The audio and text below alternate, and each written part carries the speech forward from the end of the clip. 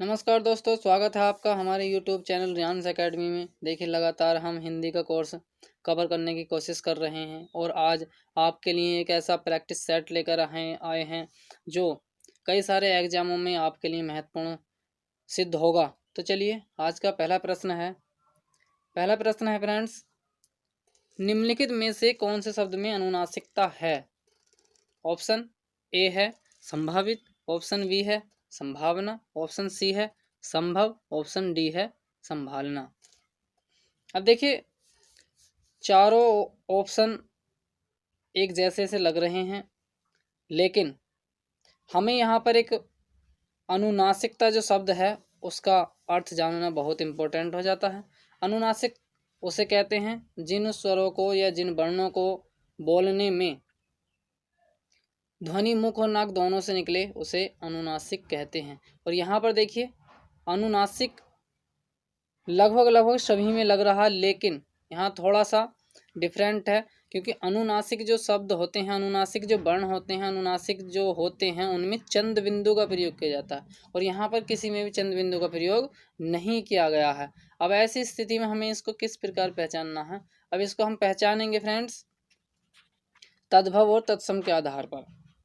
यहाँ पर एक बात और मैं बता दूं आपको, जितने भी तत्सम शब्द होते हैं उनमें चंद बिंदु का प्रयोग नहीं किया जाता और तद्भव शब्दों में चंद बिंदु का प्रयोग किया जाता, लेकिन यहाँ पर फिर भी नहीं किया गया। लेकिन फिर भी हम उसको उसी के आधार पर इसका आंसर मानेंगे। इसमें जो ऑप्शन ए है संभावित, संभावना बी ऑप्शन, संभव सी ऑप्शन, ये तीनों ऑप्शन ऐसे हैं हमारे जो तत्सम शब्द हैं और हमारे जो डी ऑप्शन है वो तद्भव शब्द है। इस प्रकार जो हमारा ऑप्शन हो जाता है वह है डी। चलिए फ्रेंड्स, नेक्स्ट क्वेश्चन की तरफ चलते हैं। निम्नलिखित में से कंठीय ध्वनियाँ कौन सी हैं? ऑप्शन ए कैक है, ऑप्शन बी यर है, ऑप्शन सी चैज है, ऑप्शन डी टे और अण। देखिए, जब हमने वर्णमाला का टॉपिक पढ़ा था तब हमने इसको अच्छे तरीके से जाना था। तो फ्रेंड्स, इसका जो आंसर है हमारा फर्स्ट हो जाएगा। चलिए फ्रेंड्स, नेक्स्ट क्वेश्चन है। अरे वाह, आपका आगमन तो आकस्मिक है। वाक्य में रिक्त स्थान पर किस विराम चिन्ह का प्रयोग किया जाएगा? ऑप्शन ए विस्मयादिबोधक, ऑप्शन बी है अर्धविराम, ऑप्शन सी है दोहरा अवतरण, ऑप्शन डी है प्रश्न चिन्ह। अब देखिए, हमने विस्मयादिबोधक और जितने भी हमारे विकारी और अविकारी हैं हमने वो पढ़ लिए हैं और अभी तक हमने ये जाना है कि विस्मयादिबोधक जैसे कोई हर्ष, शोक या आश्चर्य संबंधित जो शब्द होते हैं वो विस्मयादिबोधक में आते हैं, इसलिए जो हमारा आंसर हो जाएगा यहाँ पर विस्मयादिबोधक। नेक्स्ट क्वेश्चन है हमारा, वर्णमाला किसे कहते हैं? देखिए, ये क्वेश्चन तो बहुत ही इजी है, कई बार हम इसको कर भी चुके हैं। ऑप्शन ए है शब्द समूह को, ऑप्शन बी है वर्ण समूह को, ऑप्शन सी है शब्द गणना को, ऑप्शन डी है व्यवस्थित वर्ण समूह को। तो इसका आंसर हमारा हो जाएगा व्यवस्थित वर्ण समूह को। नेक्स्ट क्वेश्चन है हमारा, हिंदी में ध्वनियाँ कितने प्रकार की होती हैं? हिंदी में ध्वनियाँ कितने प्रकार की होती हैं? Option A 2, option B 4, option C 6, option D 8। बहुत अच्छे से पढ़ रखा हमने ऑप्शन ए, अर्थात स्वर और व्यंजन, स्वर और व्यंजन ये 2 ध्वनियाँ होती हैं। नेक्स्ट क्वेश्चन है हमारा, कौन सा शब्द शुद्ध है? देखिए, 46 को इन्होंने 4 प्रकार से लिखा है और हमें यहाँ पर शुद्ध शब्द को छांटना है। तो चलिए फ्रेंड्स, समय वेस्ट नहीं करेंगे, आंसर पहला हो जाएगा। नेक्स्ट क्वेश्चन है, प्रधानमंत्री के भाषण की श्रुतलिपि उसने उसी समय ले ली।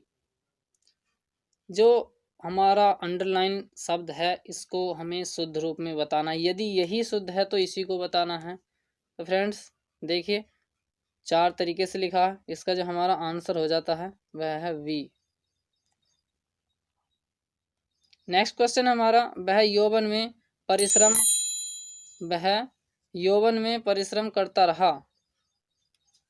नेक्स्ट क्वेश्चन हमारा, वह यौवन में परिश्रम करता रहा। वाक्य रेखांकित पद है? विशेषण, संज्ञा, क्रिया विशेषण या क्रिया। देखिए हमने जितने भी विकारी और अविकारी शब्द हैं वो सब पढ़ लिए हैं। क्रिया विशेषण, क्रिया, संज्ञा, ये सब जो भी होता है, क्योंकि हम विकार के आधार पर शब्दों को दो भागों में बांटते हैं, विकारी और अविकारी। विकारी में हमारे संज्ञा, सर्वनाम, विशेषण और क्रिया आते हैं, और हमारे अविकारी में क्रिया विशेषण, संबंधबोधक, समुच्चयबोधक और विस्मयादिबोधक होते हैं। और देखिए यौवन, हमने कहा होगा कभी, भाववाचक संज्ञा पढ़ी होगी कि इसमें एक भाव से संबंधित उत्पन्न होता है, तो यहाँ पर क्या हो जाएगा, हमारा हो जाएगा बी आंसर, अर्थात संज्ञा। नेक्स्ट क्वेश्चन है, सूची फर्स्ट में दिए गए संज्ञा को सूची सेकंड में दिए गए संज्ञा के भेद से सुमेलित कीजिए तथा विकल्पों में सही उत्तर चुनिए। देखिए हमने संज्ञा को बहुत अच्छे से पढ़ रखा है। सबसे पहला एक जुलाई महीने का नाम है, और हमने बताया था जब महीने आपको संज्ञाएं पढ़ाई थी तो महीने का नाम क्या था, व्यक्तिवाचक संज्ञा। मैना एक जातिवाचक संज्ञा। कुंज एक समूह होता है। पानी क्या होता है, द्रव। इस प्रकार हमारा आंसर हो जाएगा डी। चलिए फ्रेंड्स नेक्स्ट क्वेश्चन की तरफ चलते हैं। पिताजी आ रहे हैं, सहारा दो। ऊपर लिखा है निम्नलिखित प्रश्न में रिक्त स्थान की उपयुक्त सर्वनाम से पूर्ति कीजिए। पिताजी आ रहे हैं, सहारा दो। देखिए सर्वनाम यहाँ पर हमारा प्राप्त होगा, यहाँ पर उनको सहारा दो। नेक्स्ट क्वेश्चन है, इनमें से कौन सा युग्म विशेषण नहीं है? इनमें से कौन सा युग्म विशेषण नहीं है? छोटा बड़ा विशेषण, हरा पीला ये विशेषण, 2 3 ये विशेषण, राम और लक्ष्मण यह विशेषण नहीं है। तो चलिए फ्रेंड्स नेक्स्ट क्वेश्चन है हमारा, निम्नलिखित में से किस वाक्य में सकर्मक क्रिया है? ऑप्शन बी है मैं रुक गया, ऑप्शन सी है उसने कार बेच दी, ऑप्शन डी है खिलौना टूट गया। अब यहाँ पर हमें सकर्मक क्रिया को देखना है। देखिए फ्रेंड्स हमने क्रिया को बहुत अच्छे से पढ़ा है।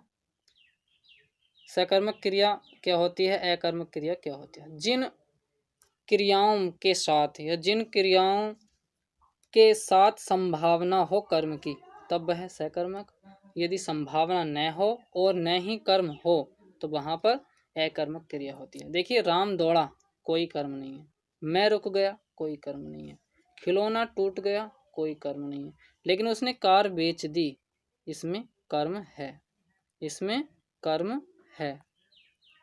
तो इसका जो आंसर हो जाएगा फ्रेंड्स वो हो जाएगा उसने कार बेच दी, सी।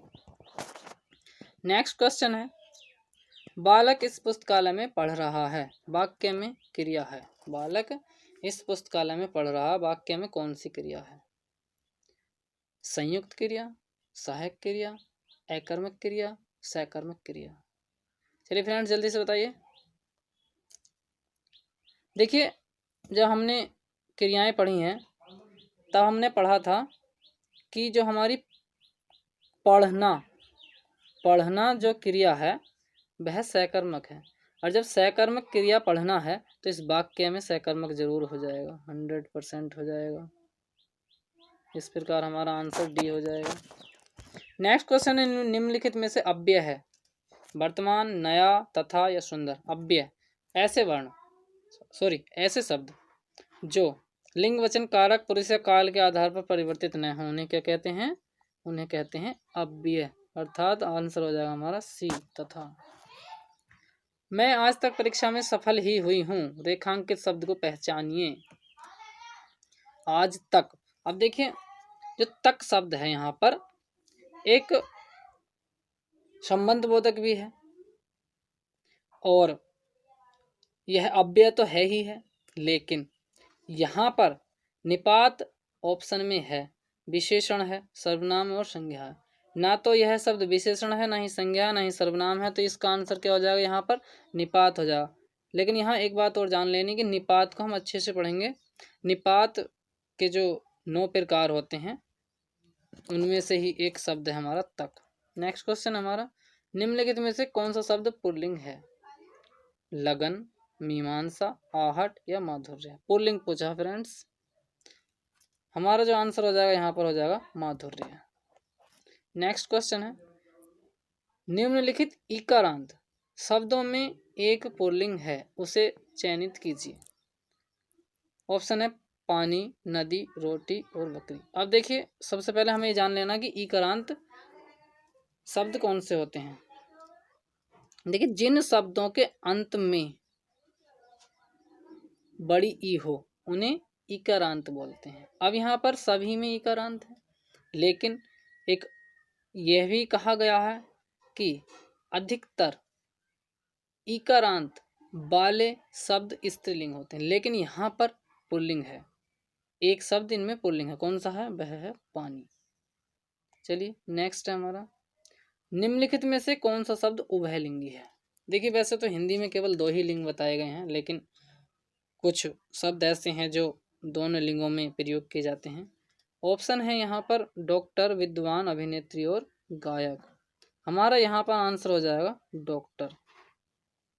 देखिए फ्रेंड्स नेक्स्ट क्वेश्चन है, वचन की दृष्टि से कौन सा जोड़ा सही नहीं है? वचन की दृष्टि से अर्थात एक वचन और बहुवचन। ऑप्शन ए है लता, लताएं, सही है। घोड़ा, घोड़े, सही है। किताब, किताबें, सही है। सखी और सखियां, ये हमारा आंसर गलत है, अर्थात यही आंसर हमारा सही है। वैसे तो ऑप्शन गलत है इस आधार पर वचन की दृष्टि से। अब देखिए यहाँ पर एक बात और मैं बता दूं आपको, कभी कभी क्वेश्चन कैसे आ जाता है कि आकारांत वाले शब्दों को बहुवचन बनाने के लिए क्या करेंगे, इकारांत वाले शब्दों को बहुवचन बनाने के लिए क्या करेंगे। इसके लिए हमारी एक प्लेलिस्ट है वचन से संबंधित, आप देख सकते हैं। नेक्स्ट क्वेश्चन है, निम्नलिखित में से कौन सा वाक्य सामान्य भूतकाल का वाक्य है? निम्नलिखित में से कौन सा वाक्य सामान्य भूतकाल का वाक्य है? अब देखिए यहाँ पर 4 वाक्य दिए गए हैं। पहला है वर्षा हुई, दूसरा है शायद वर्षा हुई होगी, तीसरा है वर्षा अभी अभी हुई है, चौथा है कुछ समय पहले वर्षा हुई थी। अब यहाँ पर क्या पूछा है?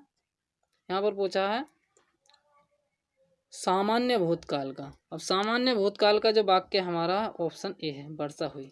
और बाकी 3 ऑप्शनों को भी देख लेते हैं। शायद वर्षा हुई होगी वाक्य में संदिग्ध भूत है, कौन सा? संदिग्ध भूत, संदिग्ध भूत। और हमारा जो सी ऑप्शन है वर्षा अभी अभी हुई है, यहाँ पर है आसन्न भूत। फ्रेंड्स कौन सा? आसन्न भूत। और हमारा जो चौथा क्वेश्चन है, चौथा ऑप्शन है कुछ समय पहले वर्षा हुई थी, यहाँ पर है पूर्ण भूत। इस क्वेश्चन का जो आंसर हमारा पहला है। क्वेश्चन हमारा, निम्नलिखित में से कौन सा वाक्य कर्मवाच्य का उदाहरण है? ऑप्शन ए है शीला से पढ़ा भी नहीं जाता, ऑप्शन बी है शीला से हंसा भी नहीं जाता, ऑप्शन सी है हमारा शीला से चला भी नहीं जाता, और ऑप्शन डी है हमारा शीला से हिला भी नहीं जाता। अब देखिए वाक्य हमने अच्छे से पढ़े हैं। ऐसे वाक्य जिनमें क्रिया का फल कर्म पर पड़े तो कर्मवाच्य, कर्ता पर पड़े तो कृतवाच्य, और इन दोनों में से किसी पर ना पड़े तो भाववाच्य। और अभी हमने पढ़ा है कि पढ़ना, पढ़ना एक सकर्मक क्रिया है, सकर्मक क्रिया है। और जब पढ़ना सकर्मक क्रिया है तो सकर्मक का मतलब वाक्य में कर्म अवश्य होगा। अब जब कर्म अवश्य होगा तो कर्मवाच्य का उदाहरण हो जाएगा, कौन सा? ए। चलिए फ्रेंड्स नेक्स्ट क्वेश्चन हमारा, वह मुझसे अलग रहता है, रेखांकित शब्द के आधार पर बताइए कि यहाँ कौन सा कारक है, कौन सा कारक है। अब देखिए हमने बहुत ही अच्छे से पढ़ा है कारक। जब कभी किसी वस्तु का दूसरी वस्तु से अलग होना पाया जाता है तो वहाँ पर क्या होता है? अपादान कारक होता है, अपादान कारक होता है। नेक्स्ट क्वेश्चन है, आचार्य किशोरी दास वाजपेयी के मत से हिंदी में कितने कारक हैं? देखिए कारक वैसे तो हमने पढ़े हैं 8, लेकिन आचार्य किशोरी दास वाजपेयी के अनुसार कारकों की संख्या कितनी बताई गई? 6 बताई गई है। नेक्स्ट क्वेश्चन है, निम्नलिखित में से रूढ़ शब्द है। हमने रूढ़, यौगिक और योग रूढ़ तीनों शब्दों को अच्छे से पढ़ा है। दूध वाला ऑप्शन ए है, घुड़सवार ऑप्शन बी है, सी ऑप्शन हमारा नाक और डी ऑप्शन है लंबोदर। देखिए ऐसे शब्द जिनको तोड़ने पर अलग अलग अर्थ ना बन सके तो वहां पर क्या होता है, rude, option C. Next question है, इनमें से कौन सा शब्द तत्सम नहीं है, अर्थात तद्भव है। तत्सम नहीं है का मतलब है अर्थात तद्भव है। चक्षु, श्रृंगार, उष्ट्र या दधि। हमारा आंसर हो जाएगा यहाँ पर श्रृंगार। देखिए फ्रेंड्स, हमने बहुत ही कम समय में 25 क्वेश्चन अच्छे से कर लिए हैं और मैं आशा करूँगा कि आपके सब क्वेश्चन समझ में आए होंगे। यदि आपको हमारी वीडियो अच्छी लगती हैं तो अपने फ्रेंड्स को शेयर करें, लाइक करें और हमारे चैनल को सब्सक्राइब करें। हम इसी प्रकार आपके लिए अच्छे अच्छे क्वेश्चन पहुंचाते रहेंगे। तब तक के लिए धन्यवाद।